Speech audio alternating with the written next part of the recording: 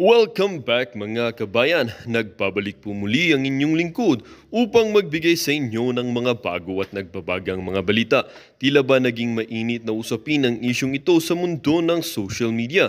Sa gitna ng administrasyon ni Pangulong Kuting, tila lumalaganap ang mga krimen na nagiging usap-usapan sa iba't ibang social media platforms at mga balitang ito ay hindi lamang limitado sa mga personal na account kundi pati na rin sa mga pangunahing news outlet na nagbibigay pansin sa mga lumalalang sitwasyon ng kriminalidad sa bansa.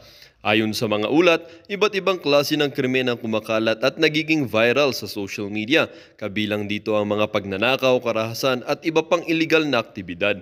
Ang mga video at larawan na nagpapakita ng mga pangyayaring ito ay mabilis na nagiging trending na nagdudulot ng takot at pangamba sa publiko. Ilang eksperto ang nagsasabi ng pataas ng bilang ng mga krimen ay maaaring dulot ng iba't ibang salik tulad ng kahirapan, kawalan ng trabaho at kakulangan ng sapat na seguridad sa mga komunidad. Ang mga pulis at ibang ahensya ng gobyerno ay patuloy na nagsusumikap na mapigilan ang paglaganap ng krimen. Ngunit tila ba hindi sapat ang kanilang mga hakbang upang mapanatag ang loob ng mga mamamayan. Isa sa mga pinaka-viral na insidente ay ang pagnanakaw sa isang sikat na mall sa Maynila na nagresulta sa pagkadamay ng ilang sibilyan. Ang video ng insidente ay umani ng milyong-milyong views at libo-libong komento mula sa netizens na nagsasabing hindi na sila ligtas kahit sa mga lugar na dati nilang itinuturing na protektado. Sa kabila ng mga negatibong balita, may mga hakbang naman ang gobyerno upang masugpo ang kriminalidad. Ipinatupad ni Pangulong Kuting ang ilang mga bagong patakaran at programa upang mapabuti ang seguridad. Kabilang dito ang pagdaragdag ng mga pulis sa mga lugar na may mataas na insidente ng krimen at ang pagsasagawa ng mas mahigpit na kampanya laban sa illegal na droga. Gayunpaman, nananatili pa ring hamon ang pagpapanatili ng kaayusan at kaligtasan sa lipunan. Marami pa rin ang nag-aalala at umaasa na sana'y magtagumpay ang administrasyon ni Pangulong Kuting sa pagsugpo sa lumalalang krimen at mapanumbalik ang kapayapaan at seguridad sa bansa. Well, para nga sa buong impormasyon ay panoorin na lamang ang buong video. At kung bago ka pa lamang sa aking channel, huwag kakalimutang mag-subscribe, pindutin ang notification bell at piliin ang all upang laging maging updated sa mga bago at nagbabagang mga balita. At sa mga solid viewers naman natin dyan, maraming salamat naman po sa patuloy na pagtangkilik sa ating channel. Tuloy-tuloy lang po ang laban para sa katotohanan at para na rin sa kinabukasan ng ating pinakamamahal na bansang Pilipinas. Sisisihin nyo si Pangulong Marcos dyan sa sunod-sunod na krimen na yan. Alam nyo, may trend na kasi, di ba? Ito po, hindi po to simpleng ninakawan po yung isang dayuhan, no? What's shocking here? Ang nakakashock po kasi dito, una sunod-sunod, no? Sunod-sunod na po. Ikalawa, sanay na tayo na wala na tong mga ganito eh. Nawala na po to eh.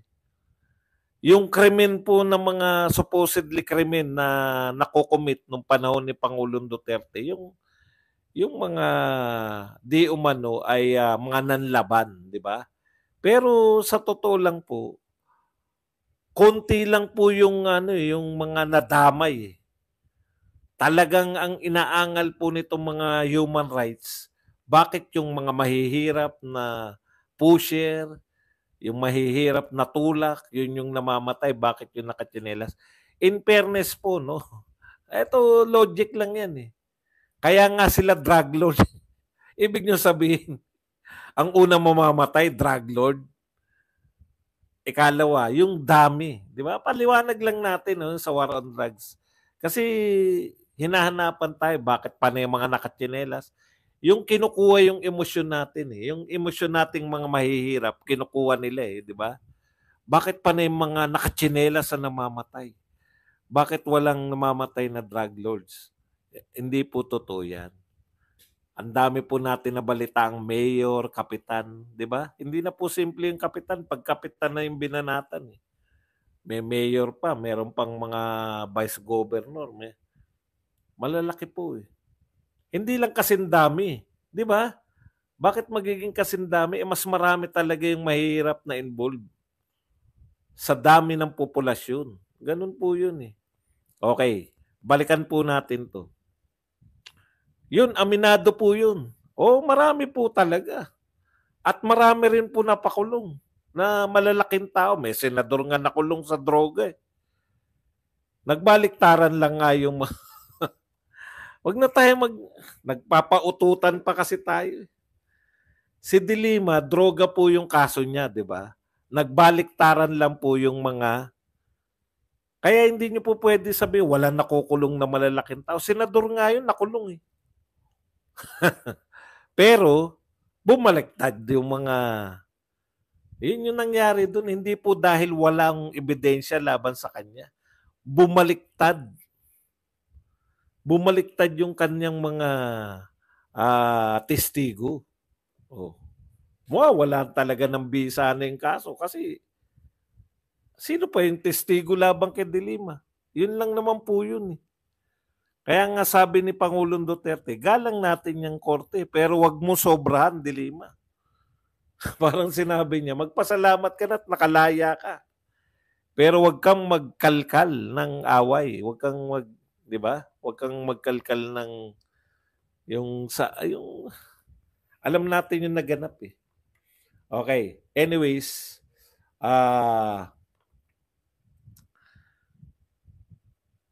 ano ba yung sasabihin ko?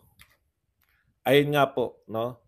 Bakit po lumalaganap tong gantong mga uri ng krimen? No? Tapos, meron ng ganyan, meron ng dati, naalala nyo yung, before Duterte pa to naalala nyo yung si Mayor Sanchez, no? Ang involved doon, parehong Pilipino lang, no? May kaya lang sa buhay. Ito may involved po, Israeli. Foreigner eh. Foreigner po yung involved. Kaya pagdating nito sa Israel, pagbalita nito, di ba, syempre may mga kamag-anak yan. Oo nga, Mayor Alice, panong pa ba niyan yan? Ni Pinoy? Hindi. Huwag niyo pong ipasok si Alice, wala pa po. Hindi ko alam kung bakit niyo pinapasok si Alice eh. Ito po, nawala na po to nung panahon ni Pangulong Duterte. Yung mga krimen na ganyan, matagal po tayong hindi nakakaranas ng mga napatay na mga magkasintahan, no? Tapos yung mga kriminal sa BGC, putya, parang balitang-balita yan kasi siyempre alam niyo naman iba yung BGC. Parang siguro pag may nanloob sa Forbes Park, parang gano'n ang katumbas niyan, no? Ang point ko lang, ano yung pagkakaiba? Tama ba na isisito kay Pangulong Marcos? Una, meron na ba nagsalita na mataas na tungkulin ng gobyerno sa sunod-sunod na krimen na yan? Para i-assure man lang yung pamilya o kung ano pa man, di ba? Ikalawa, yun nga po yung point. Si Pangulong Duterte, marunong siyang magsalita sa mga kriminal. Wala talaga tong mga ganitong uri ng krimen kasi takot. Takot noon eh. Yung mga kriminal, takot nung panahon ni Duterte. Takot gumawa ng krimen. Alam nila mangyayari sa kanila eh. Ngayon, ang lakas na naman ng loob, ang lakas na uli ng loob ng mga kriminal. Malakas na uli ng loob na gumawa ng krimen. Yun lang yung pwede natin makatwirin. Kaya in general, bakit sinisisi? Yun nga eh. 'Di ba? Nakita natin 'yan, na-solve na po ba yung yung nakita nating nag-viral na bumaba ng bus tapos binaril yung hindi ko alam kung mag-asawa yun o magka-live-in. 'Di ba? Ang daming nang sunod-sunod na viral na ganun, na nga nakakalimutan na lang nga natin. Parang hindi nga mangyayari to sa panahon ni Duterte kasi natatandaan ko may isang lang, sa sobrang katahimikan nung panahon ni Pangulong Duterte, may isang balita lang na nag-massacre sa San Jose del Monte yun. Kaya natatandaan ko. Puta, grabe yung balita na yun. Parang yun yung bumasag ng ang lakas eh. Ang lakas ng pagbarag niya ng katahimikan mula sa mga krimen. Tapos may minasaker na isang pamilya. Kaisa-isa yun na natatandaan ko na nag-viral na krimen. Yung nakikita natin, lahat ng patayan, involved yung droga. Pero lahat po ng krimen, bumaba. Kahit tignan nyo pa uli, Ryan, Eddie, thank you very much sa 279. Boss, isa lang po ang malinaw, malabo. Direksyon ni PBBM. Malabo po talaga pagdating sa kriminalidad. No? Talagang ikaw ang kasi yun nga hindi po sasabihin ng iba, bakit kami hindi na, kahit yung kalaban ni Duterte, bakit kami hindi natatakot kay Duterte? Ang tanong ko, kriminal ba kayo? Yung mga kriminal nga, hindi nga takot kay Duterte.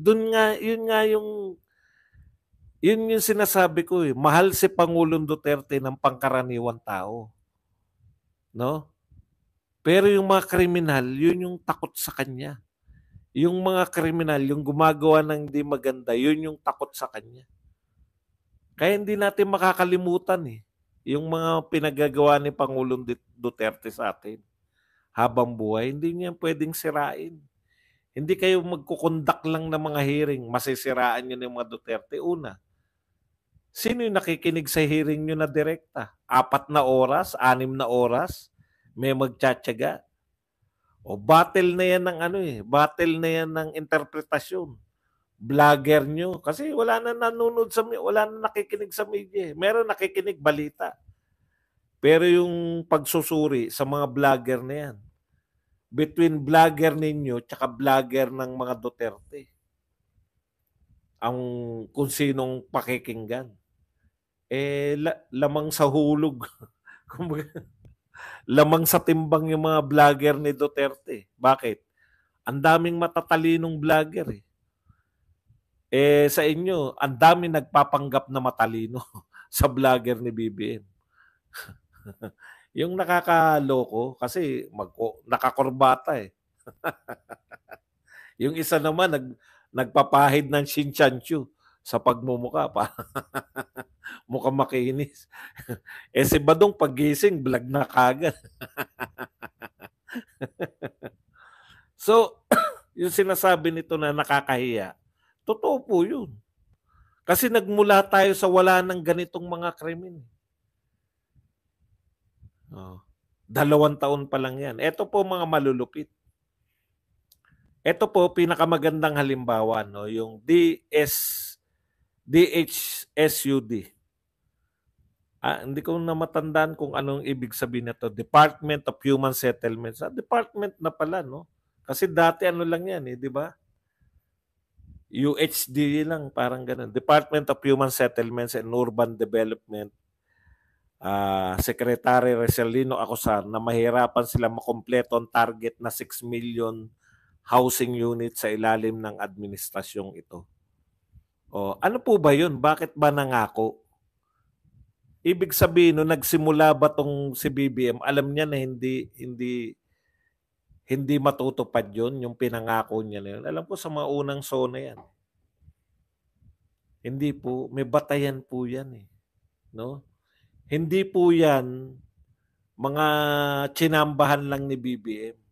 Ano ba batayan yan, Badong? Bakit 1 million? Ang tingin kong batayan yan, siyempre hindi ako, pero ang tingin kong batayan yan, yung pumapasok na pera, yung pumapasok na investment sa infrastructure nung panahon ni Duterte. So kung ganyan yung pumapasok na pera sa panahon ni Duterte, i-convert ko yan instead na mga tulay, mga kalsada pa rin, para maiba, 1 million pa bahay. Yun Yun yung tingin kong batayan nun Kasi nagkwenta sila magkano yung pumapasok na investment sa build ni Pangulong Duterte. Di more or less, dahil itutuloy lang natin, more or less, ganyan pa rin yung papasok na investment. This time, gawin nating pabahay. 1 million pa bahay para hindi lang ako tagasunod, no? Gusto niya kasi may sarili siya kagad eh. Ano ba naman unang 2 taon o unang 3 taon, sinundan mo lang. Tapos tsaka ka mag-introduce na sa'yo. O, di ba? Eh hindi. Unang taon pa lang, bago na agad. Bagong pangalan. Hindi na build, build, build. Build better, more. BBM. Ang galing niya ron sa mga ganun. Build better, more. Bagong Pilipinas. Aahon tayo. Palubog tayo. So dahil walang pumapasok, no? Ano? Kuya Mita live diri Marcos Lema. Hindi ko naintindihan. Dari. Dahil walang pumapasok na pera, hindi talaga magkakaroon. So, dapat ngayon 2 million na, di ba? Eh, magkano na po, ilan na po yung napapagawa? 140,000. 140,000 for 2 years. O, binago na nila target ngayon. Dating 6 million, ngayon 3 million na lang. Eh, hindi pa rin po maabot yan. Yan 3 million na yan.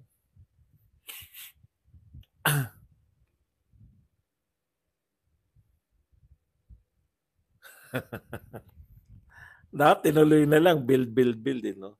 Okay, bakit po nawala ng mga kumpiyansa yung ating mga pumapasok na foreign investment? Kasi tignan nyo sa lahat po yan. Nung nagsisimula po si Pangulong Marcos, ang sigla pa eh. Ang sigla pa natin, lahat ng imbitasyon, pinuntahan niya. So bakit wala na pong gano'n nag-imbita ngayon? Alam niyo na. No? Akala nila Duterte, yung i-continue niya yung Duterte. Sikat si Duterte, wala tayong magagawa eh. Kahit na hindi aminin ng mga tukmol na yan, sikat si Duterte sa buong mundo. Ito yung kapalit ni Duterte. Ito yung sinabi na magtutuloy ng mga proyekto ni Duterte. Sige, invite natin yan. Siyempre, galing ka sa sikat na Pangulo sa buong mundo. Tapos, Marcos pa siya. Anong pagkakaiba niya sa tatay niya? Sige, invite natin. O, nung naimbita na nila minsan, ay, ganyan pala. hindi na nasundan. Okay, sa madaling salita, yung ship mismo natin. No, ako pinakamalaking factor talaga yung nag-ship tayo na lumayo tayo sa China, yung nagmatigas tayo laban sa China. Ang laking factor po nun eh. So hindi lang po to yung hindi nasunod. X na rin po yung 20 pesos na bigas na hindi na po nagsasalita tungkol sa 20 pesos na bigas. Eh. May narinig pa ba kayo? Ang target na ngayon, mapababa yung presyo ng bigas. 40, magkano na nga? Hanggang 45 pesos. Lahat po yan. So yung walang pumapasok pa muna, nagtayo naman ng Maharlika Fund. Yan mga nagaganap unang taon eh. Makikita mo yung direction sa unang taon eh. No? Yung una, full of promise, ang dami, 20 pesos na bigas, kaya yan. Kaya nga siya Department of Agriculture eh, di ba? Kasi lulutasin niya eh. Alam niya kung paano bababa ang presyo ng bigas. Alam niya yung dahilan ng pagtaas ng agricultural product eh. Yung agricultural products natin, kasama yung bigas, kasama yung sibuyas at asukal, alam niya kung bakit mataas ang presyo. Sabi niya, dahil sa hoarders, sa smugglers at sa fixer. May price fixer eh. Eh di yun lang ang lulutasin niya. Kaya siya pumasok. Maganda yung plano eh. 20 pesos na bigas. Meron pinanggagalingan niya. Alam niya kung ano. Diba? Paano mo masosolve yung smuggling, hoarding, at price fixing? Ikaw mismo yung humawak ng Department of Agriculture. Nung nahawakan niya yung Department of Agriculture, hindi kinaya. Hindi niya kinaya eh. Ubos. O pinakamalaki niyang pagkakamali, yan yung shifting. No? Dati, number one daw trading partner natin yung China eh. Sa West Philippine Sea, sabi niya, tayo magsosolve nito ng mga kapitbahay natin. Tignan nyo kapitbahay natin. Yung China, tsaka tayo magsosolve ng problema dyan. Dahil pag pinapasok natin yung USA, ito sa bibig to ni BBM, pag pinapasok natin yung USA, gugulo. O tama siya. Alam niya matalino eh. Pag pinapasok yung USA, gugulo. O ano ngayong nangyari? Pinapasok yung USA, gumulo. Kaya lahat po yan eh. Sa unang taon makikita nyo kasi, si Duterte kasi unang taon niya, di ba? War on drugs eh. Pucha, unang taon pa lang talagang nagulat tayo, ganyan pala yung war on drugs, stokhang pala. Million po. Kaya hindi po totoo na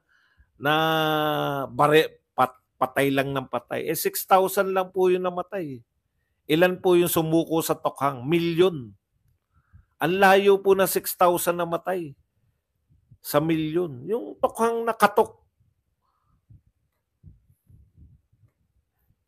Yung inaralan po yung mga adik, kayo pag hindi kayo tumino, ganyan yung mangyayari sa inyo, yung mga nanlaban.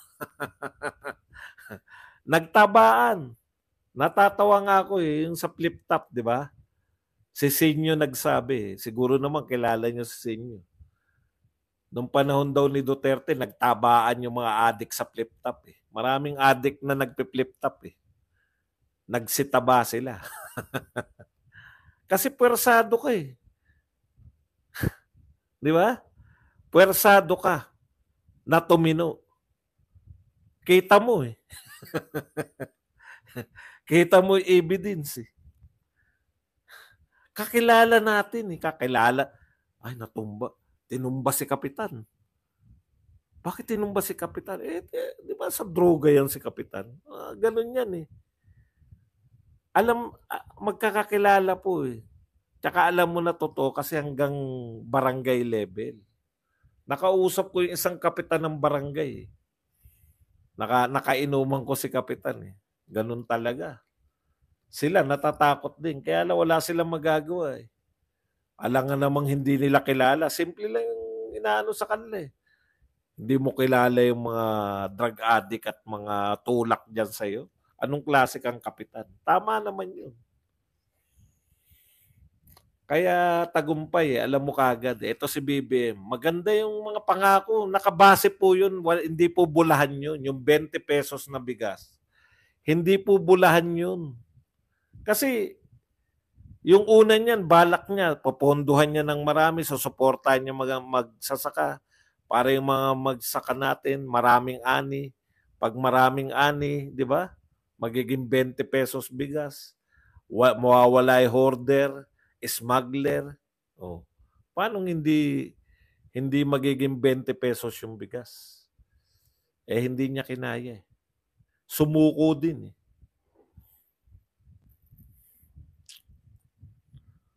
Kaya ang dami na pong pangako na wala na. Wala na yan. Marami yan. Yung mga yung mga infrastructure. Kung ano po yung napondohan na, yun na yun. Halimbawa yung mga LRT, di ba? Tinutuloy kasi may pondo na yan. Pero yung walang pondo, hindi na pondohan ng panahon ni Pangulong Duterte, goodbye na yan. Mahina kumuha ng pondo eh. Nag-wait and see syempre yung mga yung papasok na investor. Teka muna, tignan muna natin to. Ano bang uri ng tao to? Di ba? Bago natin suporta ng pera natin yan. Mahirap na.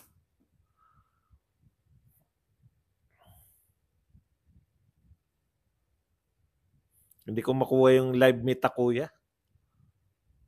Anong ibig mo sabihin? Live po to. Kung tinatanong mo kung live ba to, opo, live to. Live meet kuya. Okay. Hanap pa tayo ng ibang balita. Ito po, Davao Police Chief Station Commander. Grabe po to. Sinabak lahat. Mula po sa Davao Police Chief hanggang sa lahat ng station commander. Unprecedented shake-up. Ito po ang nangyari. Tinanggal po lahat. Grabe. Hindi natin alam kung antindi sa Davao, no? Parang minamartial law sila sa Davao lang. Sabi nga nitong mga pulis, meron dito nagsabi, ito po yung mga lahat po ng mga rank ng kapitan at major ay nirelieve at nireassign. No? Siguro wala na, subun-subo sila kay pastor eh. Malamang yan kay pastor kasi hindi naman, wala namang hindi naman sa mga Duterte kasi wala namang may warrant of arrest sa mga Duterte. Pero subon-subo sila sa mga pastor. Gusto nilang magbigay ng ano na pag hindi kayo nag-perform. Hindi ba kamakailan lang pinalitan na yung mga pulis ng Davao dahil dun sa war on drugs ni Baste? Natatandaan nyo? Inano na sila, di ba? Nireassign na. Eto, bago pa lang tong police chief na to. Wala pa yatang 1 taon yan. Tanggal na naman. Yan yung sa tingin ko na ano na yung hindi nahuli si Pastor Kibuloy. Bakit kaya? Napakainit kay Pastor, no? Na ano ba sila yung napapahiya? Pati si Pangulong Duterte gusto kasuhan eh. Dahil sinabi niya raw na alam niya kung nasan si Pastor pero hindi niya sasabihin dahil secret. Ito po ang isa sa mga sinabi ng isang relief officer. Mas maayo pa ang bagyo na naapay warning kami, diretso. Sa Bisaya, kahit hindi po ako Bisaya, naiintindihan ko, no? Mas buti pa raw yung bagyo, may warning. Sila daw, hindi nila alam, bigla sila ni-relieve. Hindi, no? Ang tanong, nagbabalasa po ba lahat ng mga kapulisan sa buong Pilipinas? O tanging sa Davao City lang? Ang sagot, tanging sa Davao City. Wala tayong nabalitaan eh. Di ba? Tanging sa Davao City lang. Parang, hindi ko po alam kung ano po yung, kayo po bang sa PNP ngayon, yung pamunuan sa PNP, hindi po ba kayo nakinabang doon sa dinoble po yung yung sweldo nyo ni Pangulong Duterte? Nakalimutan nyo? Nakalimutan nyo po ba? Sana paggalang na lang po sa dating Pangulo, di ba? Na yung anak niya yung mayor doon, no? Kahit wag na, kung talagang makakalimutin kayo, nakalimutan nyo na dahil kay Pangulong Duterte na doble sweldo nyo. Dahil kay Pangulong Duterte na doble rin yung tatanggapin yung pension. Sana hindi na yun, Ituring nyo na lang sana na anak niya yung dating presidente, wag na yung nagawa sa inyo. Na dating, wala kasing ganyan, no? Grabe tong gobyerno. Wala talagang ganyan na ipapakita nyo na sa bagay, nagawa nga nilang bastusin, hayaang bastusin yung ating Vice President. Nagawa nga nilang isyuhan yung Vice President ng ano yan, hindi po dati. Kasalukuyang Vice President nga. Nagawa nilang intrigahin. Pasamain sa 125. Yan pa kaya na dating presidente na. Yan pa kaya na anak ng dating presidente na mayor ng Davao. Di ba? Wala nang no? Ano pa ba asahan mo Vice President nga kasalukuyan kayang-kaya nilang bastusin sa 125 na wala namang silang bintang. Walang bintang walang bintang na ninakaw.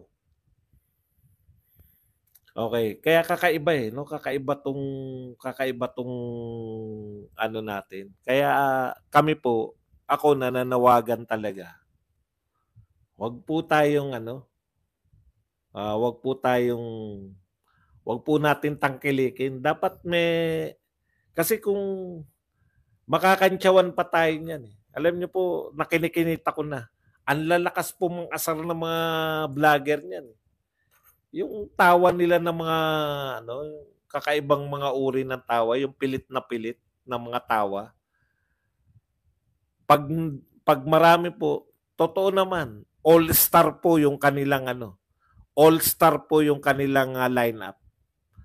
Pero talagang pagtiyagaan po natin, 'no?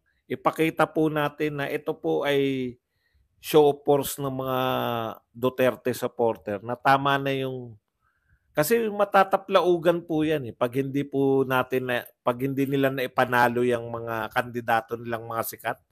Sikat po 'yan, mga nagna-number 1 sa mga senatorial po 'yan. Sila Tito Soto, sila Manny Pacquiao, ang tataas po niyan. Sila Ping Lacson, wala pong katalo-talo sa senatorial 'yan. Nakuha na nila, eh, at pumesto sa kanila, eh. Ako sa akin, yung kahit yung tatlo, yung number 1 nila at number 1 na alalay ni Tambi, si Erwin Tulfo, kapatid ng Pangulo si Jaime Marcos, tsaka si Tol. Tol, kumusta ka na, Tol? Lakas mong makautang na loob, Tol.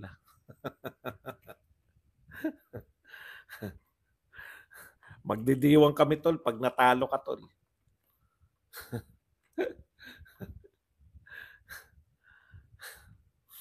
Yun na nga, eh. Dapat talaga matuto tayo mga kampanya. Kasi simple lang po ikakampanya niyan. Ang sasabihin lang dapat tayo straight Duterte lineup. Lahat po ng Duterte supporter lang. Lahat po ng sumusuporta lang sa Duterte, iboto natin. Kasi pagtatawanan tayo ng mga vlogger na yan. Kaya kasi nila yan, mga may karanasan na. May karanasan na pala kayo. Bakit hindi nyo napaunlad yung Pilipinas? Tol, ikaw talaga, Tol, ang pinaka the best. Ikaw ang masaya ako, Tol, kung mas mababa yung boto mo kay Seljok, no?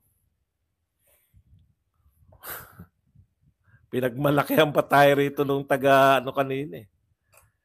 Taga Tagaytay. Mananalo daw dahil boboto raw nila. Kala mo Tagaytay, buong Pilipinas, eh. Tol, wala ka, Tol.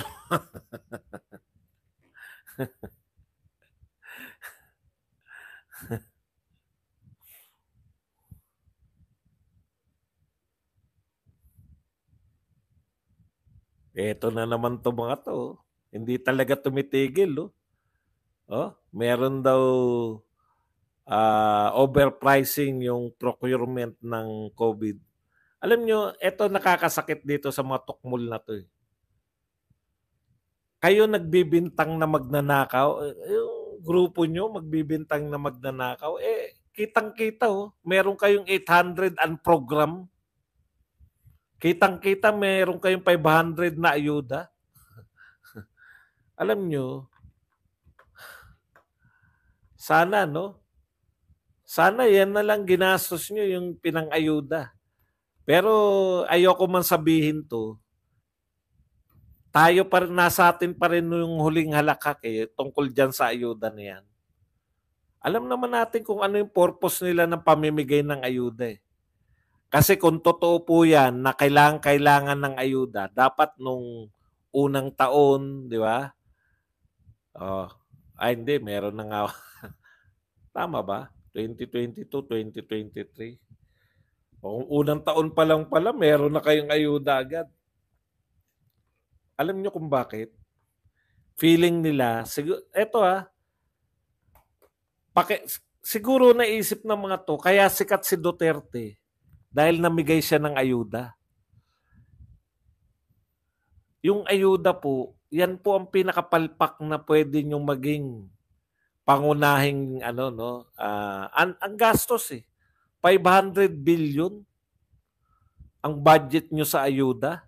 Mas malaki pa sa 2 taon. 1 taon lang yung 500 billion ha. Mas malaki pa po yan sa 2 taon na may pandemya. Well, dito nga nagtatapos ang bidyong ito. Kayo naman po ang aking tatanungin mga kabayan. Ano naman po ang inyong mga reaksyon sa balitang ito?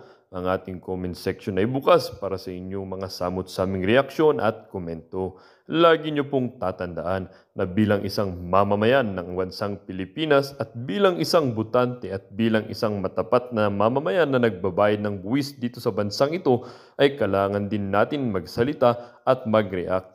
Huwag kakalimutan, do not let your thoughts left unspoken. As citizen of this country, your thoughts matters. Muli po, kung bago ka pa lamang sa aking channel, huwag kakalimutang mag-subscribe at pindutin ang notification bell upang laging maging updated sa mga bago at nagbabagang mga balita. Huwag din kakalimutang mag-iwan ng like at i-share ang bidyong ito upang ang inyong pamilya, kaibigan at kakilala ay maging aware din sila sa kung anong nangyayari sa ating pinakamamahal na bansang Pilipinas.